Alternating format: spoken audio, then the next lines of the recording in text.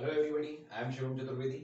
और इसके पहले जो हमारा चैप्टर नंबर 2 क्लास 11th का था स्ट्रक्चर ऑफ एटम, उसका पार्ट 1 हमने डिस्कस किया था, जिसमें हमने पढ़ा था cathode ray tube experiment, John Dalton का एटॉमिक मॉडल। और क्या रह गया था हमारा रह गया था इलेक्ट्रॉन का मास निकालना और इलेक्ट्रॉन का चार्ज निकालना।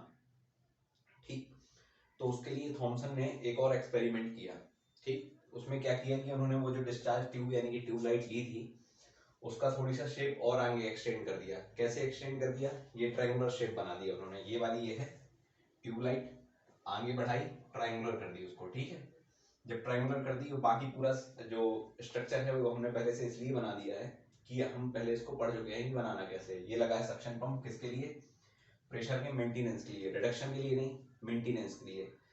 रिड्यूस क्यों नहीं करना हमको, वैक्यूम क्यों नहीं क्रिएट करना, इसका जवाब आपको अगले वीडियो में मिल जाएगा। ठीक है, प्रोटॉन ही नहीं मिल पाएगा नहीं तो हमको। ये यहाँ पर बैटरी लगी, कितने वोल्ट की?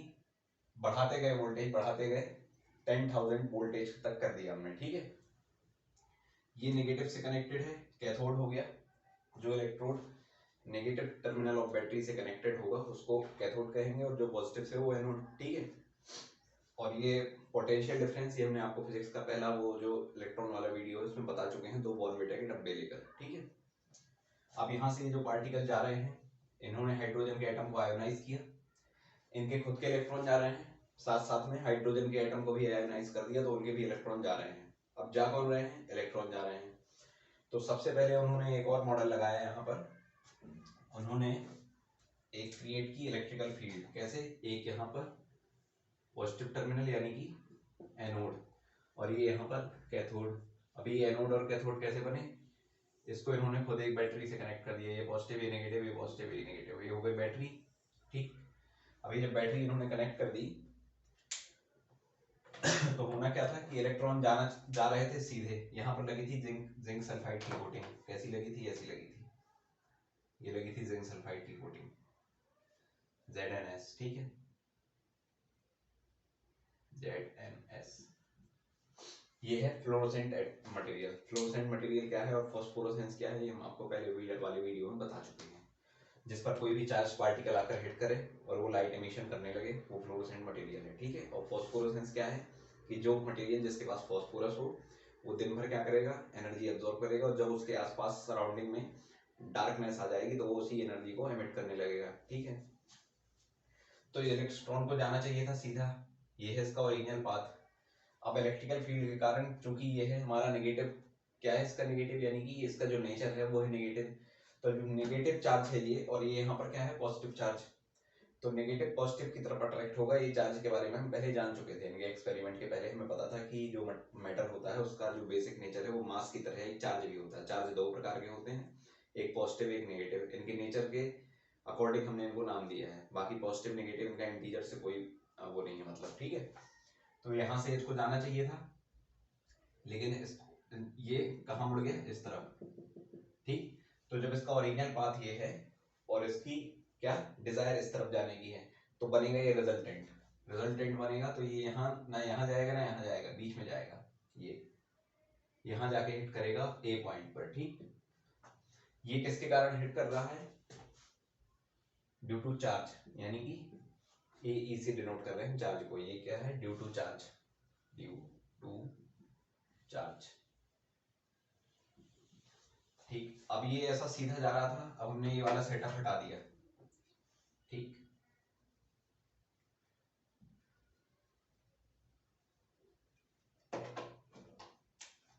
इस सेटअप की जगह हमने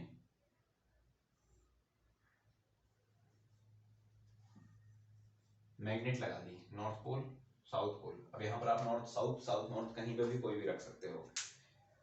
होता क्या है, कोई भी चार्ज पार्टिकल जा रहा है, ये चार्ज पार्टिकल जा रहा है, ये क्या है? मैग्नेट है। ठीक, ये ऊपर एक पोल है, नीचे एक पोल है। चार्ज पार्टिकल जा रहा है, तो जैसे भी कोई चार्ज पार्टिकल मैग्नेटिक फील्ड के अंदर आएगा, मैग्नेटिक फील्ड में आएगा, तो वो क्या करेगा? डिफ्लेक्शन करेगा, ऐसे इस तरफ राइट साइड में डिफ्लेक्ट हो जाएगा। ऐसा जा रहा है, इस तरफ डिफ्लेक्ट हो जाएगा। तो ये जा रहा था, अब ये इसका ओरिजिनल पाथ इस वाली फील्ड में क्या है? ये, लेकिन इसकी डिजायर कहाँ है जाने की? ये। ठीक, तो जब ऐसे राइट साइड में इसको मुड़ना है तो इसका रिजल्टेंट कहाँ बनेगा? ये सी पर जाके ये हिट करेगा। ठीक, तो ए के कारण ए पे हिट किया ये चार्ज के कारण, और सी पर हिट किया ड्यू टू मास। मास है इसके पास, मास है तो मोमेंटम है, ठीक है। मास इंटू वेलोसिटी, चल रहा है तो वेलोसिटी, ठीक है, और मास है तो मास इंटू वेलोसिटी बराबर क्या, मोमेंटम। कुल मिला के मोशन कर रहा है, ठीक। मोशन कर रहा है, किस कारण कर रहा है, मास के कारण कर रहा है। अब कोई भी पार्टिकल मोशन कर रहा है और मैग्नेटिक फील्ड में आएगा तो वो ऐसा डिफ्लेक्ट कर जाता है। तो इसका जो बेसिक है ये क्या है कि मास है इसके कारण, इसलिए ये डिफ्लेक्ट हुआ। मास ही ना होता तो ये मोमेंटम ही नहीं करता, मोमेंटम ही नहीं करता यानी कि मास नहीं होता तो ये मोशन ही नहीं करता, ठीक। जब मोशन नहीं करता तो मुड़ता क्यों, नहीं मुड़ता। जब मास है इसके पास तो मास के कारण ये इस तरफ मुड़ गया, ठीक। तो एक हुआ हमारे ए के कारण, एक हुआ डिफ्लेक्शन एम के कारण। अब जब इन्होंने दोनों लगा दिए, मतलब यहाँ पर ये भी लगी है और साथ साथ में मान लीजिए कि बगल में एक बैटरी भी लगा दी, ये पॉजिटिव ये नेगेटिव, ठीक। ये हो गया कैथोड, ये हो गया एनोड। अब दोनों जब साथ में लगा दिए तो ना वो वहां गया ए में ना सी में गया, ये सीधा आ गया यहाँ पर, कहाँ, बी में। बी में हिट कर दिया इसने जब दोनों फील्ड काम कर रही थी। तो जब दोनों फील्ड काम कर रही थी बी में आकर हिट किया, तो इसका मतलब ये है कि इस तरफ भी नहीं मुड़ा और इस तरफ भी नहीं मुड़ा, ठीक। क्यों, क्योंकि उसने अपने इलेक्ट्रिकल फोर्स और मैग्नेटिक फोर्स को आपस में कैंसिल कर दिया। यानी कि इलेक्ट्रिकल फोर्स जो इस चार्ज पार्टिकल पर लग रहा है और जो मैग्नेटिक फोर्स इस चार्ज पार्टिकल पर लग रहा है, इलेक्ट्रिकल फोर्स लग रहा है चार्ज के कारण, मैग्नेटिक फोर्स लग रहा है इसमें मास होने के कारण, ठीक। मास क्यों है, हमने वो पंखा घुमाया था इसलिए है मास। चार्ज क्यों है, ये यहाँ से ऐसा पॉजिटिव टर्मिनल की तरफ मुड़ गया था, यानी कि एनोड की तरफ मुड़ गया था, तो चार्ज भी है मास भी है। मास और चार्ज दोनों होने के कारण यहाँ पर ये आ गया सीधे, उन दोनों की जो मैग्नीट्यूड है वो बराबर है। तो जे थॉमसन ने E बाई एम रेशियो निकाल दिया। ना ये इंडिविजुअली E की वैल्यू यानी कि चार्ज की वैल्यू निकाल पाए, ना ये इंडिविजुअली M की वैल्यू निकाल पाए। इन्होंने इसकी वैल्यू निकाली कितनी, 1.75 into 10 to the power 11 coulomb पर केजी, ठीक। अब इन्होंने यहाँ पर गैस हाइड्रोजन की जगह nitrogen, oxygen, helium, neon, argon सब रख दी, ठीक। और ये जो प्लेट्स हैं इलेक्ट्रोड की, इसमें अलग अलग मेटल रख दिए, एल्यूमिनियम रख दिया, ठीक, कॉपर रख दिया, आयरन रख दिया, कुछ भी रख दिया। लेकिन ये जो E बाई एम रेशियो है ये कांस्टेंट रहा। क्यों, इसलिए रहा कांस्टेंट कि जब ये आयोनाइजेशन हो रहा है तो ये बन रहा है पॉजिटिव आयन, ये प्रोटॉन नहीं बन रहा है। अभी आने वाली वीडियो में और अच्छे से समझ में आ जाएगा। ये प्रोटॉन नहीं बन रहा है, ये बन रहा है पॉजिटिव आयन, किसका, उस एटम का। जिस एटम के आउटर मोस्ट शेल से इलेक्ट्रॉन को हम बाहर करा देंगे तो क्या बनेगा, प्रोटॉन नहीं बनेगा, वो बनेगा पॉजिटिव आयन, जिसको हम कहते हैं कैट आयन, ठीक है। तो वो बना कैट आयन और निकला क्या, इलेक्ट्रॉन। इस तरफ क्या जा रहा है, इलेक्ट्रॉन। अब ये हीलियम का इलेक्ट्रॉन हो, नियोन का इलेक्ट्रॉन हो, ठीक, हाइड्रोजन का इलेक्ट्रॉन हो, ऑक्सीजन का इलेक्ट्रॉन हो, नाइट्रोजन का इलेक्ट्रॉन हो, किसी भी चीज का इलेक्ट्रॉन हो, पर जा तो इलेक्ट्रॉन ही रहा है ना। जब इस तरफ आएगा तो अलग अलग कैटायन आएंगे, लेकिन जब उस तरफ जा रहे हैं तो इलेक्ट्रॉन ही जा रहे हैं। किसी भी एटम का हो वो जा तो इलेक्ट्रॉन ही रहा है, यानी कि वो जो जाने वाले लोग हैं वो उनका नेचर सेम है। तो जब जाने वाले लोगों का नेचर सेम है तो उनके पास चार्ज भी सेम होगा और मास भी सेम होगा। तो इसीलिए ये जो charge to mass ratio of electron होता है ये हमेशा कांस्टेंट रहता है रिस्पेक्टिबल ऑफ ये हमारा गैस और इलेक्ट्रोड, इलेक्ट्रोड का नेचर और गैस की जो नेचर है और इलेक्ट्रोड का जो नेचर है उससे उसको फर्क नहीं पड़ता, किसको, E बाई एम रेशियो को। अब E बाई एम रेशियो तो इनने जे थॉमसन ने निकाल दिया, लेकिन इसका जो इंडिविजुअल वैल्यू है ये निकालेंगे मिलीगन ऑयल ड्रॉप एक्सपेरिमेंट से। तो देखते हैं वो कैसा होता है।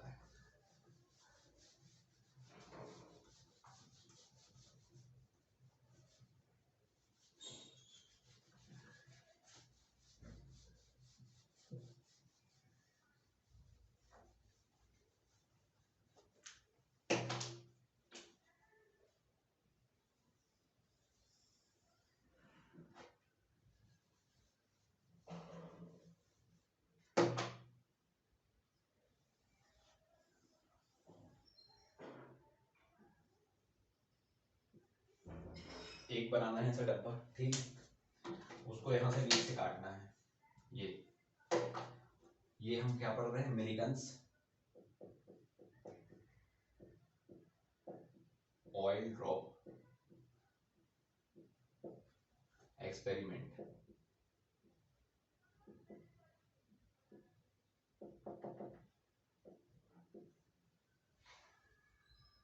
यहां से क्या आएगा, एक्स रेस, क्यों आएंगी बताते हैं अभी। ठीक, यहां अंदर क्या हाइड्रोजन गैस भरी हुई है, यहां एक और यहां एक चैम्बर लगा दिया। चैम्बर क्यों लगा दिए, इसलिए लगा दिए कि ये जुड़ा हुआ है हमारी बैटरी से। अब बैटरी से जब जुड़ा हुआ है तो ये हमारा पॉजिटिव टर्मिनल ऑफ बैटरी, है नेगेटिव टर्मिनल ऑफ बैटरी, जिसके कारण ये क्या बन जाएगा, किसकी तरह बिहेव करेगा, एनोड की तरह। ठीक, ये किसकी तरह बिहेव करेगा, कैथोड की तरह।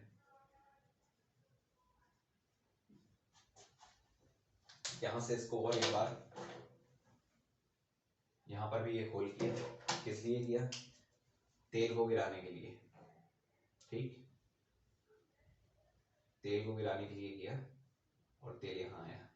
ये 2D में है, 3D में जब आप देखेंगे तो ये इसके बीच से नहीं निकलेगा, इसके ऊपर से निकलेगा, पर बोर्ड में हम 3D बना नहीं सकते, इसलिए इसको बीच से निकाल लिया हमने। ठीक है,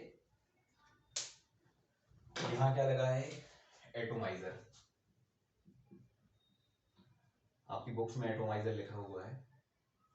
एटोमाइजर क्या है, सैनिटाइजर होता है जो, सैनिटाइजर को जब हम यहाँ से इसको ऐसे दबाते हैं, ठीक है, जब इसको हमने ऐसे दबाया, देखिए ये सैनिटाइजर की बोतल,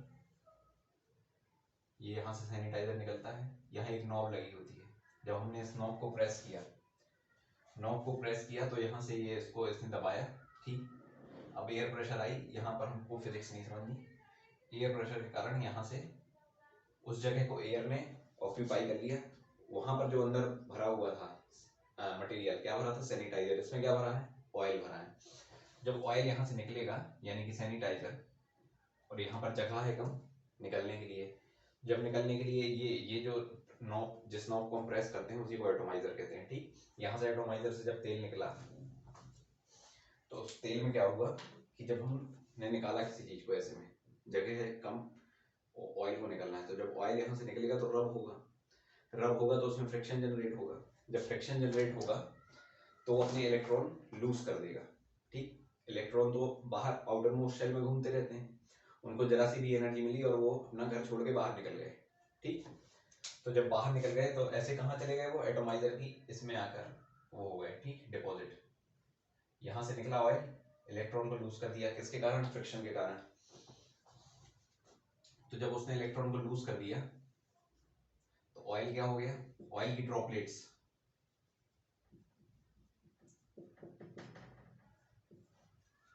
जब हम बाल खींचते हैं तो उस कंघे को जब हम किसी पेपर के पीस में जाकर पास में ले जाएंगे तो पेपर के पीस उससे अट्रैक्ट होने लगते हैं। क्यों, क्योंकि जो हमारे बाल के इलेक्ट्रॉन्स थे, बाल के इलेक्ट्रॉन्स कंघे में आकर डिपॉजिट हो गए। क्यों, क्योंकि बाल भी रब हुए, जब इलेक्ट्रॉन उसमें जाके चिपक गए तो वो क्या हो गया, नेगेटिवली चार्ज। क्यों, क्योंकि उसके पास नेगेटिव चार्ज पार्टिकल हो गए ज्यादा। जब नेगेटिव चार्ज पार्टिकल हो गए ज्यादा तो वो जब पॉजिटिव पीसेस ऑफ पेपर के पास में आया, ये है कंघा,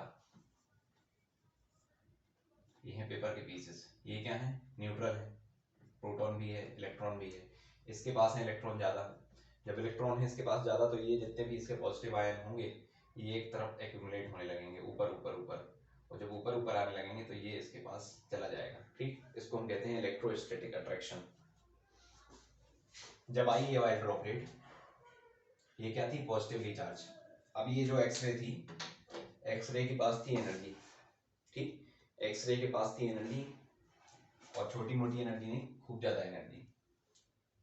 क्यों, क्योंकि इसकी वेवलेंथ थी कम, वेवलेंथ थी कम यानी कि फ्रीक्वेंसी थी ज्यादा। जब फ्रीक्वेंसी थी ज्यादा, फ्रीक्वेंसी यानी कि एक सेकंड में एक पॉइंट से कितनी वेव्स निकल रही हैं, तो ज्यादा एनर्जी यानी कि ज्यादा वेव्स निकल रही हैं, यानी कि इसकी पेनिट्रेशन पावर होगी ज्यादा, एनर्जी होगी ज्यादा। आया, और ये यहाँ क्या थे, हाइड्रोजन के एटम थे। क्यों, क्योंकि हाइड्रोजन गैस है। उसने आके इन हाइड्रोजन एटम्स को कर दिया आयोनाइज, क्या बन गया ये, H पॉजिटिव प्लस इलेक्ट्रॉन। अभी ये इलेक्ट्रॉन यहाँ घूम रहे हैं, ऑयल आ रहा है, ऑयल क्या है, पॉजिटिवली चार्ज। क्यों, क्योंकि ये अपने इलेक्ट्रॉन लूज कर चुका है। तो यहाँ पर जितने इलेक्ट्रॉन घूम रहे हैं ये आकर इससे चिपक गए। ठीक, चारों तरफ इन्होंने एक इलेक्ट्रॉन का क्लाउड बना लिया। ठीक, तो अब ये ऑयल ड्रॉपलेट क्या हो गई, नेगेटिवली चार्ज। अब इसको क्या करना था, इलेक्ट्रॉन, ये जो ऑयल ड्रॉपलेट थी इसको जाना था नीचे।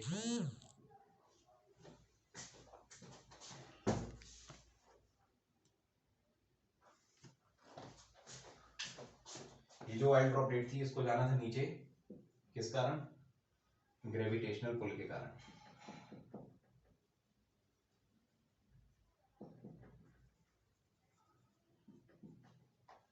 ग्रेविटेशनल पुल, जब हम ऊपर से किसी चीज को छोड़ेंगे तो नीचे जाएगा, क्यों, क्योंकि उस पर ग्रेविटेशनल पुल लग रहा है, अर्थ उसको अपनी तरफ अट्रैक्ट कर रही है। दूसरा, ये क्या है, पॉजिटिवली चार्ज प्लेट, क्यों, एनोड है, ये पॉजिटिव टर्मिनल ऑफ बैटरी से कनेक्टेड है।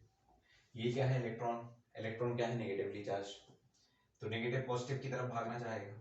ये क्या है, ये हमारा है इलेक्ट्रोस्टैटिक अट्रैक्शन।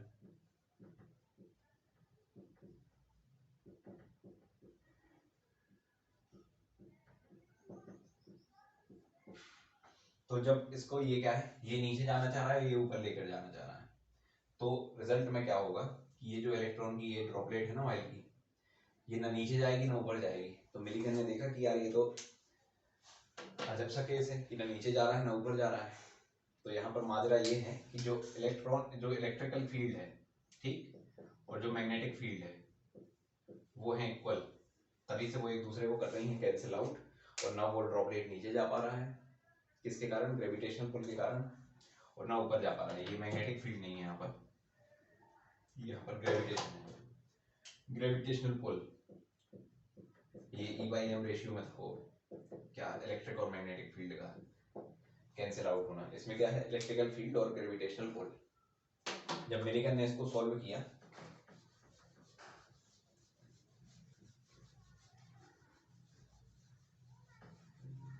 तो उन्होंने इलेक्ट्रॉन का ये वाली वैल्यू निकाल कर दे दी हमें, कितनी, 1.6 × 10⁻⁻19 कूलम। अब वो कैसे निकाली वो आपके में नहीं आता है, ठीक है ना, बुक में भी नहीं दिया गया है कि कैसे निकाली। फिजिक्स की बुक में दिया गया है, जो आप क्लास 12 चैप्टर 7 में पढ़ लेंगे, मैग्नेटिक फील्ड वाले में, ठीक है।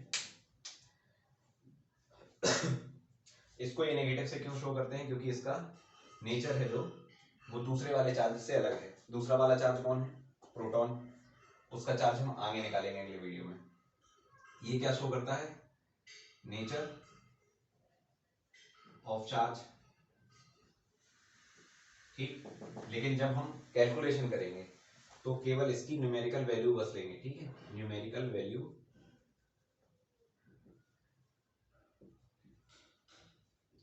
विल बी टेकन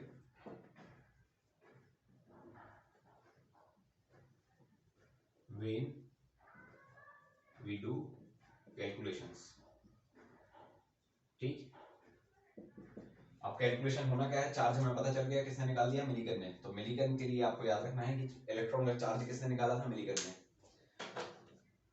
अब देखिए E/m रेशियो में पता है कितना, 1.75 × 10⁻11 कूलम पर kg, ठीक। E की वैल्यू हमें पता चल गई, क्या है, 1.6 × 10⁻⁻19 कूलम, 1.75 × 10⁻11 कूलम। kg इनवर्स लिख सकता हूँ मैं इसको, ऊपर लेके आएंगे तो इनवर्स हो जाएगा, यहाँ नीचे मास की जगह मास रखे रहने देते हैं, कूलम से कूलम कैंसिल, ठीक। अब मास गया उस तरफ, ये आया नीचे, तो मास को मैं लिख दूं 1.6 × 10⁻⁻19 अपॉन 1.75 × 10⁻11 kg इनवर्स। अब ये kg जाएगा ऊपर, तो यहाँ पर kg लिख दूं, और ये ऊपर जाके बन जाएंगे 9.1 × 10⁻31 kg। तो ये आ जाएगा हमारा इलेक्ट्रॉन का मास, ठीक।